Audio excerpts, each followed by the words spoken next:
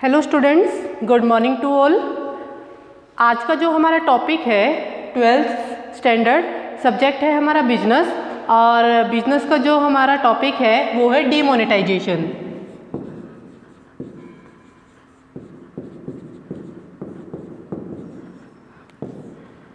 Demonetisation हम किसे कहते हैं?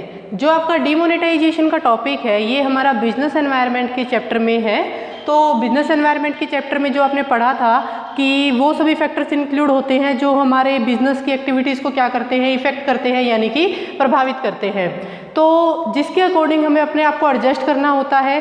साथ ही साथ यहाँ पर हमें ये ध्यान में रखना होता है कि जैसे इंटरनल या एक्सटर्नल एनवायरनमेंट था हमारा, एक्सटर्नल में भी हमारा माइक्रो और मैक्रो की कैटेगरी में आपने डिवाइड किया था। माइक्रो एनवायरनमेंट और मैक्रो एनवायरनमेंट के अंदर जितने भी फैक्टर्स आपने पढ़े थे वो हमारे बिजनेस के बाहर शामिल होते हैं, और बिजनेस के बाहर से हमें क्या करते हैं, इफेक्ट करते हैं, यानी कि प्रभावित करते हैं। तो उसके अंदर एक पॉइंट हमारा नया इंक्लूड किया गया है इस बार, जिसको हम क्या नाम देते हैं, डीमोनेटाइजेशन नाम देते हैं। तो जो डीमोनेटाइजेशन है वो क्या होता है, दूसरी बात किस तरीके से किया जाता है, तीसरी बात कौन कर सकता है, ठीक है, और किस पर्पस के लिए कर सकता है।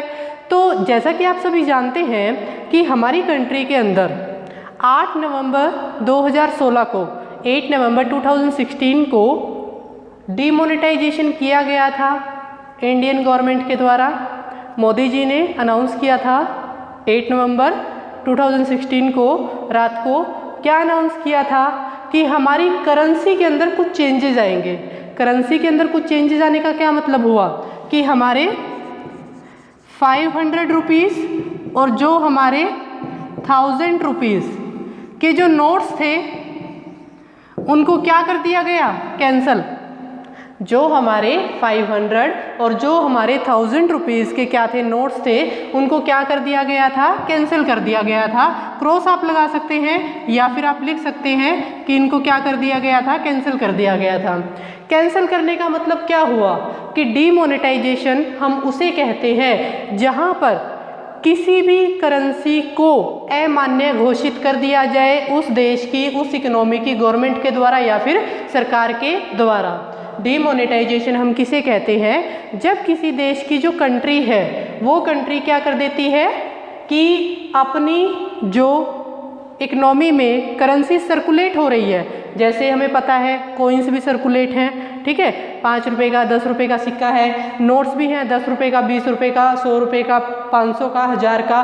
तो यहाँ पर जो हमारे पहले चलते थे 8 नवंबर 2016 से पहले 500 रुपये के और 1000 रुपये के जो क्या थे, करेंसी सर्कुलेट थी, नोट्स जो हमारे सर्कुलेट होते थे उनको क्या कर दिया गया, कैंसिल कर दिया गया, उनको अमान्य घोषित कर दिया गया।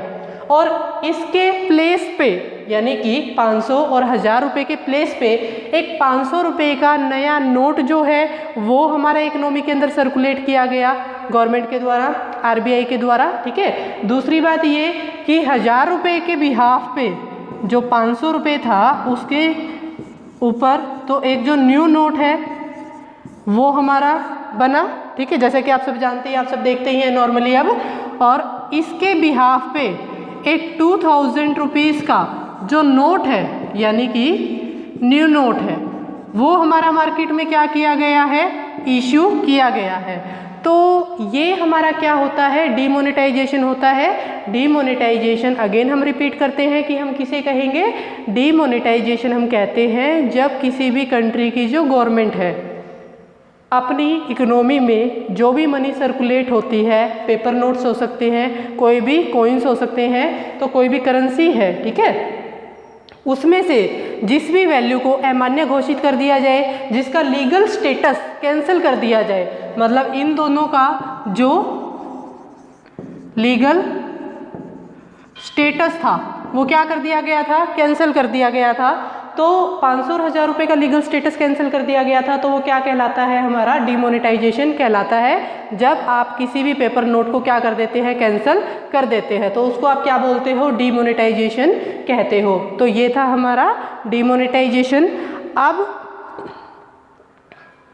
हम बात करेंगे कि जो डीमोनेटाइजेशन हमारा हुआ था उसके अंदर जो 500 और 1000 रुपये के जो नोट्स थे जो कैंसिल किए गए और उनके बिहाफ पे 500 का जो नया नोट था वो मार्केट में सर्कुलेट हुआ। दूसरा, जो 1000 रुपये के नए नोट हमारे उस 1000 रुपये के नोट के प्लेस पे हमारे 2000 रुपये के जो नए नोट थे वो क्या हुए, सर्कुलेट हुए मार्केट के अंदर। तो हमारी कितनी करेंसी का पोर्शन चेंज हो गया, कितनी करेंसी का पोर्शन या जो उनका लीगल स्टेटस था वो क्या हो गया, कैंसिल हो गया। तो यहाँ पर हमें दिया हुआ है कि कम से कम 86.9% टोटल करेंसी का 86.9% जो क्या है हमारा पोर्शन है, पार्ट है,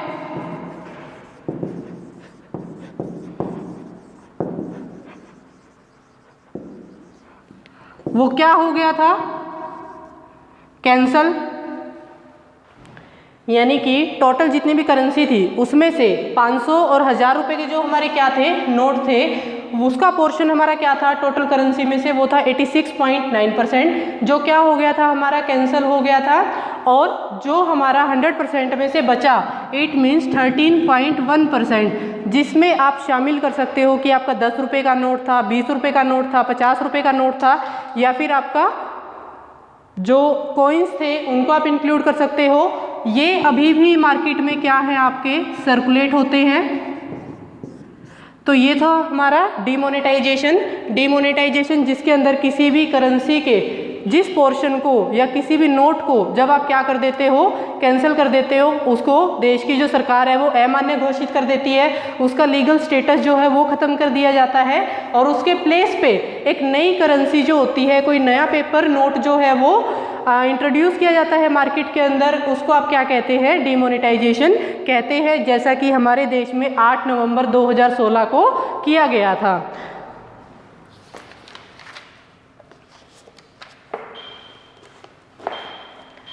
तो अब हम बात करेंगे डिमोनेटाइजेशन की फीचर्स के बारे में।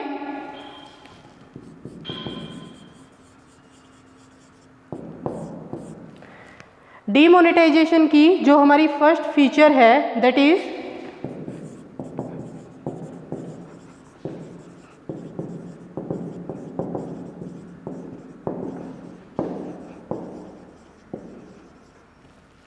टैक्स एडमिनिस्ट्रेशन मेजर, यानी कि जो हमारा इंडिया का टैक्स डिपार्टमेंट है, अब जो भी हमारी इकोनॉमी के अंदर जो भी लोग मनी को अर्न करते हैं, हमें पता है कि अगर वो मनी हमारी एक लिमिट से ज़्यादा है जिसके ऊपर टैक्स की स्लैब्स का क्या किया जाता है, यूज़ किया जाता है। टैक्स की स्लैब्स का मतलब यहाँ पर ये होगा कि जो टैक्स की रेट हमारी शामिल की जाती है। जैसे एक नॉर्मल व्यक्ति, इंडिविजुअल पर्सन की अगर हम बात करें, जिसकी इनकम पूरे ईयर की, पूरे अकाउंटिंग ईयर में 3 लाख से अगर क्या होगी, ज़्यादा होगी, तो उसके ऊपर जो टैक्स है वो लगना क्या हो जाएगा, हमारा स्टार्ट हो जाएगा। अगर कोई सीनियर सिटीजन है जिसकी एज हमारी 60 से अबोव होती है, ठीक है, तो उसको टैक्स में थोड़ा और छूट मिलती है। तो इस तरीके से जो टैक्स एडमिनिस्ट्रेशन क्या होती है, हमारी मेजरमेंट होती है, उसको मेज़र करने के लिए, क्योंकि जब 500 और 1000 के नोट हमारे मार्केट में बंद कर दिए गए तो लोगों में अफरा तफरी मच गई, क्योंकि टैक्स बचाने के लिए बहुत से लोगों ने अपनी जो इनकम है वो छुपा रखी थी। उनका कोई रिकॉर्ड नहीं था, ना तो कहीं बैंक के अंदर, ना ही कहीं अकाउंट्स में, ना ही उनकी जो इनकम टैक्स रिटर्न भरी जाती थी उनके अंदर। तो यहाँ पे लोगों की इनकम को, छुपी हुई इनकम को बाहर लाने के लिए, ताकि उसके ऊपर क्या किया जा सके, टैक्स की मेजरमेंट की जा सके, इसीलिए हमारा डिमोनेटाइजेशन जो है वो किया गया।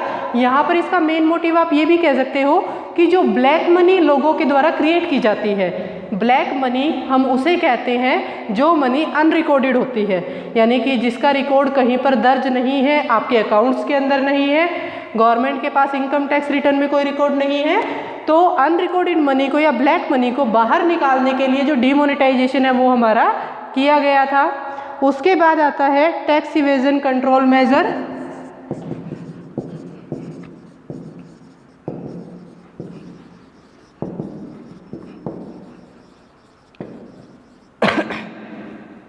जो टैक्स इवेजन कंट्रोल मेजर है, टैक्स इवेजन का मतलब होगा कि एक तरीके से हम क्या करते हैं, टैक्स को बचाने की कोशिश करते हैं। टैक्स को अवॉइड करते हैं। टैक्स को अवॉइड करने का मतलब क्या होता है कि हम अपनी इनकम को अगर कम से कम दिखाएंगे, हम अपनी इनकम को अगर क्या दिखा रहे हैं, कम से कम दिखा रहे हैं, तो इसका मतलब ये होगा कि जितनी कम इनकम आप दिखाओगे उतना ही कम आपको टैक्स देना पड़ेगा। तो यहाँ पर लोग क्या करते हैं कि टैक्स इवेजन को यूज़ करते हैं और गवर्नमेंट ने टैक्स इवेजन को, टैक्स अवॉइडेंस को कंट्रोल करने के लिए, ताकि लोग जो टैक्स को बचा रहे हैं, छुपा रहे हैं, ठीक है, तो जो इस चीज़ का नाजायज़ फ़ायदा उठा रहे हैं और इसको कंट्रोल करने के लिए जो डीमोनेटाइजेशन है वो हमारा किया गया था। तो नेक्स्ट फीचर है आपकी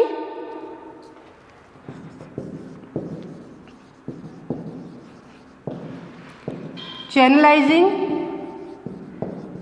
सेविंग, यानी कि आपने सेविंग को क्या करना है, चैनलाइज करना है किसके अंदर, इन फॉर्मल फाइनेंशियल सिस्टम,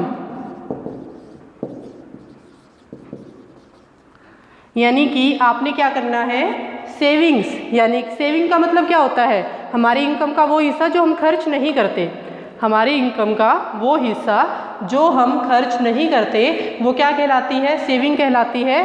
और जो हमारी क्या है, सेविंग है, उसको चैनलाइज करने के लिए, उसको फाइनेंशियल सिस्टम के अंदर लाने के लिए, ताकि वो सिक्योरिटी मार्केट में हमारी लाई जा सके, इन्वेस्टमेंट की जा सके। और अगर आप उस पैसे को जैसे कहीं बैंक वगैरह के अंदर डिपॉजिट कराते हो, किसी स्कीम के अंदर डालते हो, तो वहाँ से आपको क्या मिलता है, उसका बेनिफिट मिलता है, आप इंटरेस्ट उसके ऊपर अर्न कर सकते हैं।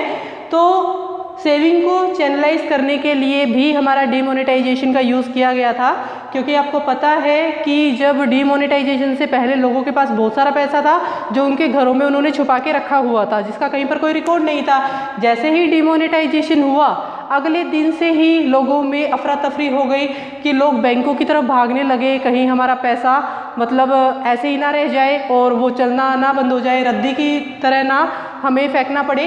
तो इसीलिए वो बैंकों की तरफ भागने पड़े, लाइनों में वो लगते थे और उसको बैंकों में क्या करवाने की कोशिश करते रहे, डिपॉजिट करवाने की कोशिश करते रहे। और जितनी ज़्यादा हमारी सेविंग बैंक के पास जाएगी, उतना ही ज़्यादा हमारा फाइनेंशियल सिस्टम या फाइनेंशियल मार्केट के अंदर जो मनी है, पैसा है, वो क्या होता है, हमारा सर्कुलेट होता है। After that creating less cash economy,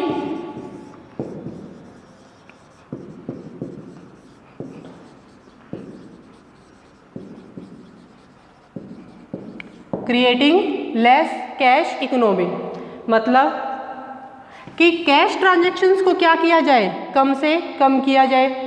जो हमारी इकोनॉमी में कैश ट्रांजैक्शंस होती हैं उनको कम से कम किया जाए। जैसा कि आपने उस टाइम में 2016 के एंड में और 17 में देखा होगा कि ज़्यादा से ज़्यादा हमारे डिजिटल पेमेंट्स का जो प्रचलन है वो 17 में ही स्टार्ट हुआ था। जो डिजिटल पेमेंट्स है, जैसे हमारी बहुत सारी जो जैसे भीम ऐप आती थी, पेटीएम आपका आजकल चल रहा है, गूगल पे चल रहा है, तो ये सारे के सारे सिस्टम जो हैं वो इस तरह, या फिर मोबाइल बैंकिंग हमारी यूज़ होती है। तो ये सारे सिस्टम हमारे क्या है, एक तरीके से इलेक्ट्रॉनिक पेमेंट करने के सिस्टम है, जिसके कारण आपको नंबर ऑफ कैश ट्रांजेक्शन जो होती है वो काफ़ी ज़्यादा क्या हो जाती है, कम हो जाती है। कैसे, सपोज आप मार्केट गए, आपको कोई सामान खरीदना है तो आपको अपनी जेब में कैश रखने की ज़रूरत नहीं है।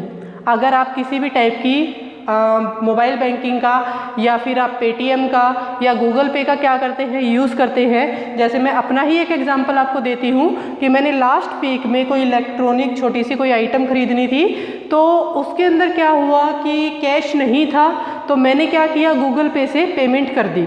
तो ये क्या है, हमारा एक तरीके से लेस कैश इकोनॉमी को क्या करता है, क्रिएट करता है।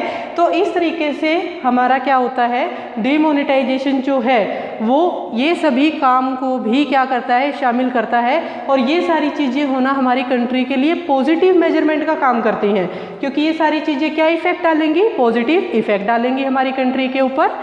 तो उसके बाद हम बात करेंगे यहाँ पे कुछ इकोनॉमिक रिफॉर्म्स की।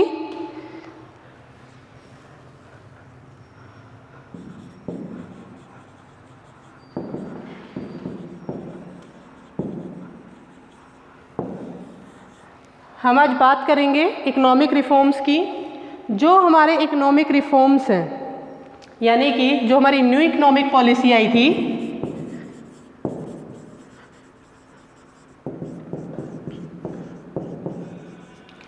न्यू इकोनॉमिक पॉलिसी के अंदर एक हमारा टॉपिक है LPG।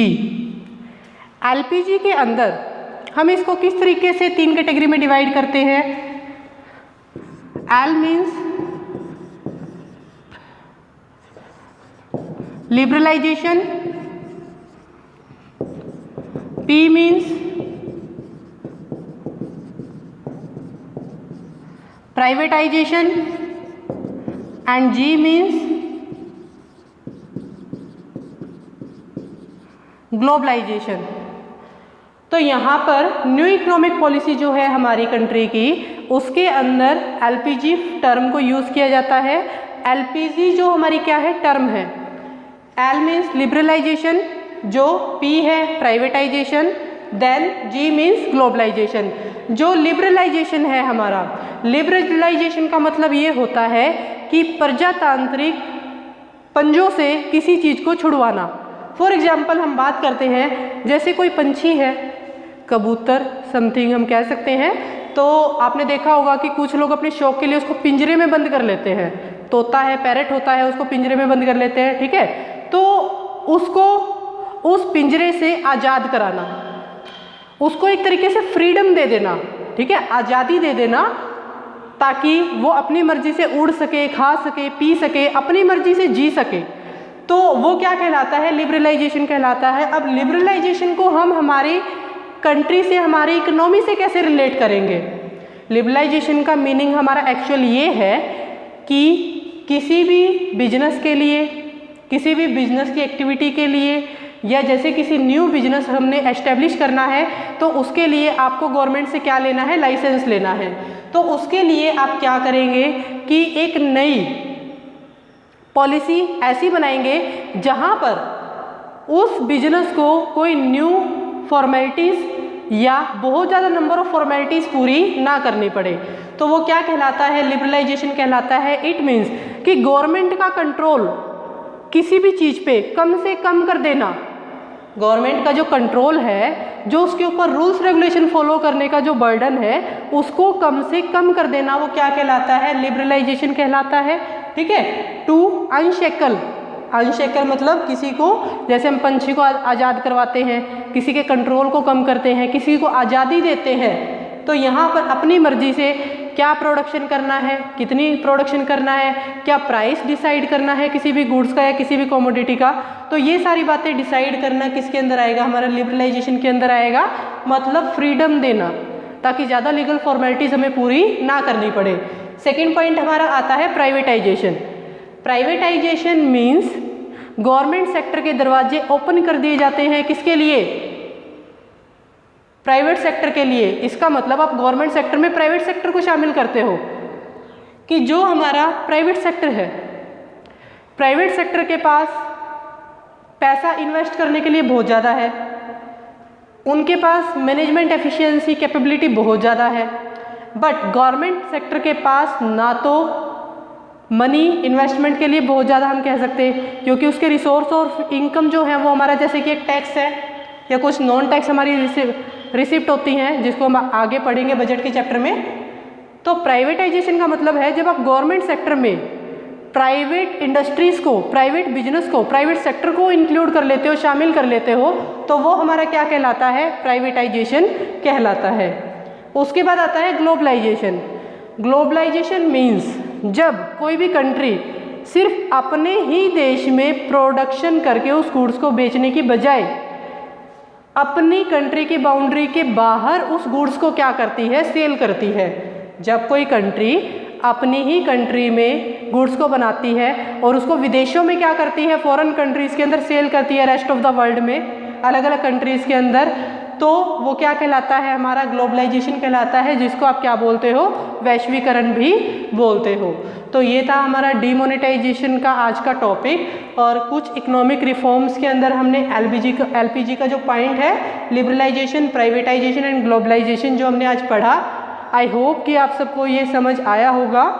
तो इस वीडियो को देखने के लिए thank you, and watch this video regularly and please like this.